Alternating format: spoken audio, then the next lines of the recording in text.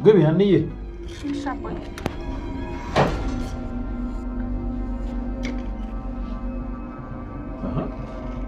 ምን ደነገጥክ? አራን ያደነገጥኩ አይደለም ደንግጠሃል። አዘር ይላል። ይኸው ዛሬ የሆናችሁትን ሳትነግሩኝ ወዴትም ቦታ ንቅንቅ። ፋዘር እኔ በበኩሌ ምንም ነገር አልሆንኩም። አሁን በሩ ልቀቁልኝ ይሉታ ነገርኩህ። ወዴትም ውልፍት የለም። አሲር ለአባዬ እንኳን ነገር ምንም ሳሉን ምን ልንገራችሁ? ቆይ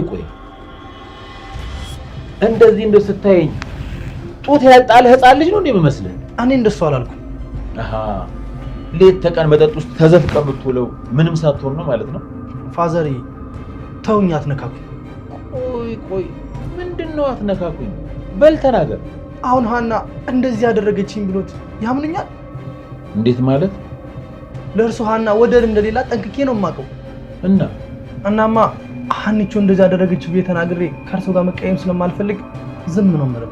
አሲር ሀና ምን አደረገች? እሱንማ እሷን ራሷን ይጠይቋት። ጀምረው የለ እንዴ? አንተው ጨርሰ። አሁን የሆነውን ሁሉ ብነግሮት ከኔ ላይ ነው የሚፈርዱት። ለምን ብዬ ነው አንተ ላይ መፈርደው? አሲር ሀኒቾ አጠፋች አላጠፋች ምንም ጊዜ ለእርሶ ሁሌም ትክክል ናት። ይኸውልህ አሲር፣ አንተም ሀንዬም ሁለታችሁም ለኔ ልጆቼ ናችሁ። በጣም ተሳስቷል ፋዘር። ምን ነው የተሳሳትኩት? ከጣትም ጣት ይበልጣል እኮ። ከማንም ሰው ጋር ቢሆን ውድድሩ ሁሌም ሀኒቾ ናት ለእርሱ አሸናፊ። አሲር ፋዘር ካስቀየምኩት በጣም ይቅርታ፣ ግን እውነታውን አይሸሹ። ሀኒቾ ለእርሱ ልጅ ብቻ አይደለችም። በእናንተ መካከል ደግሞ መግባት አልፈልግም። አሁን ይቅርታ።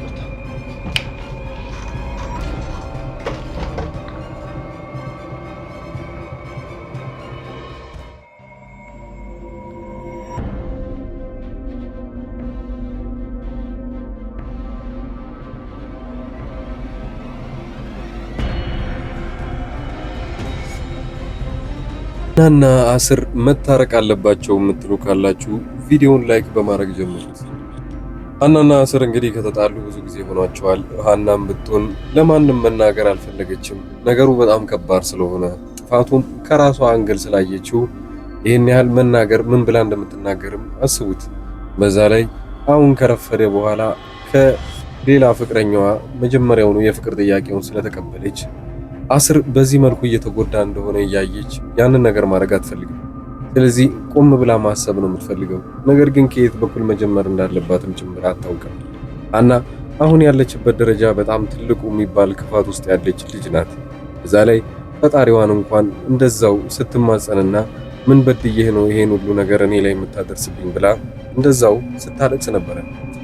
በሌላ በኩል አስርም ደግሞ በራሱ መንገድ ያው እሷ ሌላ ፍቅረኛ አላት፣ ሌላ ህይወት ጀምራለች ብሎ ስለሚያስብ ነው እንደዚህ እየጠጣና በጣም እያዘነ ያለው።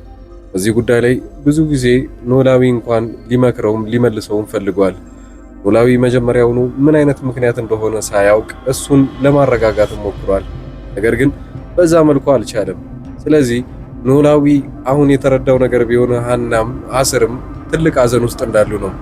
በዚህ ሁኔታ ላይ ነበረ ታዲያ ሁለቱንም አንድ ላይ አድርጎ ሊያናግራቸው የፈለገው።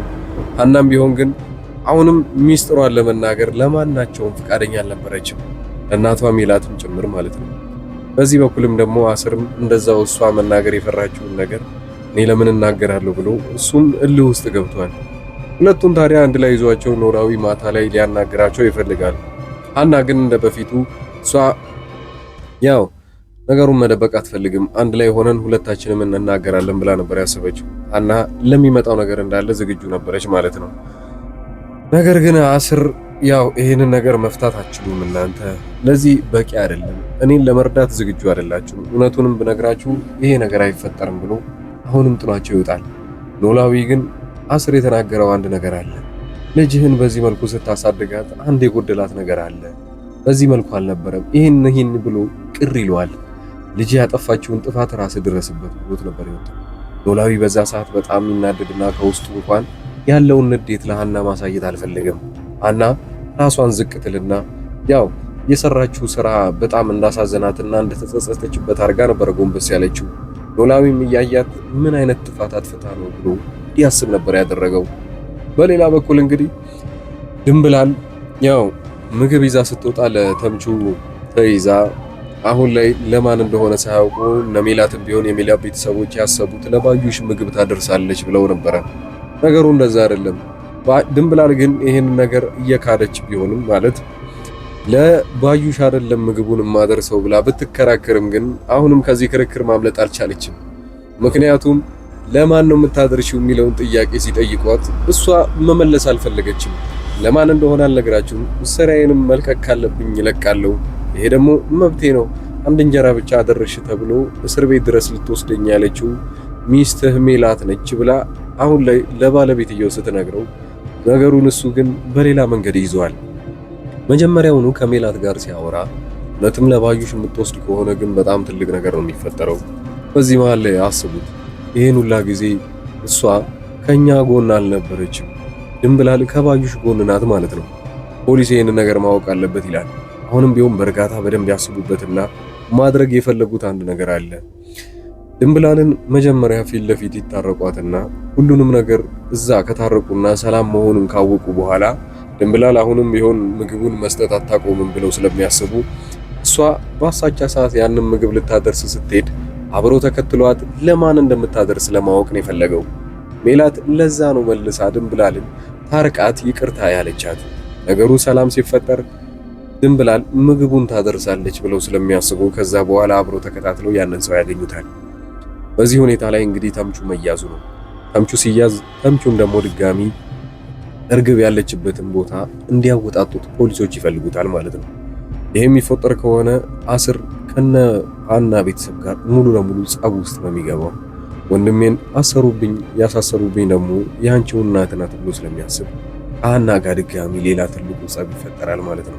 በዚህ መሃል ግን ቀደም ብሎ ሁለቱ ሀናና አስር ከታረቁ ምናልባት ነገሩን የማብረድ ሁኔታ ላይ ሊፈጠርላቸው ይችላል። በሌላ መንገድ እንግዲህ ሀና ለጊዜውም ቢሆን ይህን ነገር ትታው ነበረ። ያ ማለት አዲስ የጀመረችውን ፍቅር ለመተው ብትሞክርም ግን እንደዛ አልተሳካላትም። ያው እሱም ልጁም በሰዓቱ ሊያገኛት እንደፈለገና አንድ ቀን ሙሉ ስልክና ላነሳችለት ሲያውቅ ባለችበት ቦታ አግኝቷት ካልሄድም ብሎ ሲያስጨንቃት ነበረ። ሰዓቱ ያላት አማራጭ እምቢ ማለትም ስላልነበረ አብረው ተከትለው ትሄዳለች። ይህ ሁሉ የተፈጠረው እንግዲህ ከአስር ጋር ከተጣላች በኋላ ነው ማለት ነው። አስር አሁን ቢሆን የሚፈልገው በቀልን እንጂ ከሷ ጋር ተመልሼ ይታረቃለሁ ብሎ አንዳችም ጊዜ ያስበበት ሰዓት የለም። እዝራ እንግዲህ ሀናን ሲያወራት ያለው ነገር ቢኖር ከዚህ በኋላ እኔና አንቺ እኮ ፍቅረኛሞች ነን፣ ስለዚህ ፍቅረኛሞች የሚያደርጉትን ነገሮች እያደረግን እኮ ጭንቀትሽን ዞር ማድረግ ይቻላል። ነገሩ አልገባትም ለሀና። ነገሩ እሱ ምን ማለት ፈልጎ እስቲ ኮሜንት ላይ ሀሳባችሁን አስቀምጡ። በፍቅር ሁኔታ ውስጥ እንግዲህ ብዙ ነገሮች ይደረጋሉ። ሮማንስ ለመሆን ብዙ አይነት አማራጮች ይኖራሉ። ሳሳም አለ፣ ብዙ ቦታ መሄድ፣ መጎብኘት፣ ራት መብላት ምናምን። ራትን ተከትሎ ደግሞ የሚመጡ አንዳንድ ችግሮች እንዳሉ አትርሱ። ያንን ነገር እያሳያት ነበረ በዚህ ሰዓት። ነገሩ ግን እሷ ስላልገባት ለጊዜውም ቢሆን ትተወዋለች። እዝራ ምንድነው አቋሙ? አሁንም ቢሆን ፍቅሩን ሙሉ ለሙሉ እንዳልተቀበለችው እየጠረጠረ መጥቷል። ለዛም ነበረ አሁን ላይ እሱ የበለጠ መፍጠን እንዳለበት። ታዲያ ሀና ልትቆጭበት የቻለችው ምክንያት ይሄ ነበር፣ ቀድማ ፍቅሩን መቀበሉ። ፍቅሩን ስትቀበል ታዲያ ወዳው ሳይሆን ሰዓቱ ለጊዜውም ቢሆን እሷን ስለሸሻት ቅር ስላላት ነበረ ድጋሚ ከሷ እንዳትሸሽ በሚል ሁኔታ ላይ ተቀበለችው። ስትቀበለው ግን እንዳጋጣሚ ሆኖ አስር ሰማ። አስራውን ድረስ ቢሆን ስካር ውስጥ ነው፣ በጣም ትልቅ ብስጭት ውስጥ ነው ያለው። አሁንም ቢሆን እሷ ናት ሀና ናት እንደዚህ ደረጃ ያደረሰች። ስለዚህ ወደ ቀድሞ ማንነት ይመለሳሉ። በአንቺ ምክንያት ቢሆን ተምቹን በሱ ምክንያት አጣው። አስር የሆነ ሰዓት ላይ ለተምቹ ተቃራኒ ሆኖ ሲከራከረው ነበር። ርግብን ከደበቅበት አውጣትና ለፖሊስ መስጣት እያለ የነበረው አስር ነበር። ሰዓቱ ተምቹ ነገሩን ስላልተስማማበት አብሯት ሊጠፋ ወስኖ ከዛ በኋላ ግን እኩል ቢጠፉ ተምቹ አሁን በሌላ ሰፈር ውስጥ ብቻውን ይገኛል። ዛም ቢሆን ምግብ የምታደርስለት ድንብላል ብቻ ነች። ድንብላል ግን መጀመሪያውኑ ለሱ ቃል የገባችለት ነገር ቢኖር የት እንዳለ እንደማትናገር ለሱ ቃል ስለገባችለት ነው እዛ ቤተሰቦቹ መሃል ራሱ ያልተናገረችው እስካሁን።